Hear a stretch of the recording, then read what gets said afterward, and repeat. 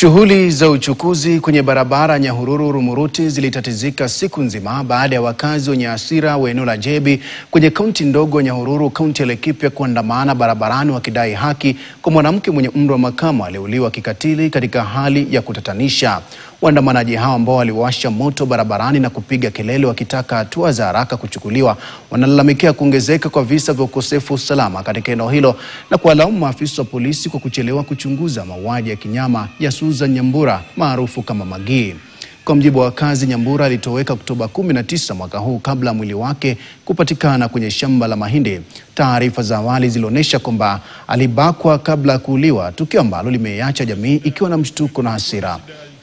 Kuanzia kitambo huku Jebi wanaume wameuawa, wanawake wanalepiwa, wanaume wanafanyiwa sodomization na hakuna haki huwa inatendeka. Tukienda kwa polisi hawafuatilii mambo. Tunaambiwa watu inafuatiliwa, hatujaisikia kuna mtu ameshikwa kwa sababu ya hizo mambo. Sasa sisi tunauliza justice ifanyike.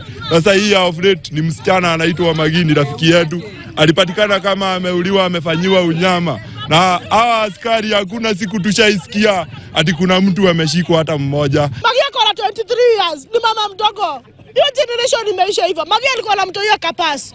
Sasa hizi tuko hapa tukiademand justice ya Maggie. Juu mimi sijui kama kesho mimi nitakufa. Tutafanya maandamano kutoka leo mpaka ile siku justice itapatikana.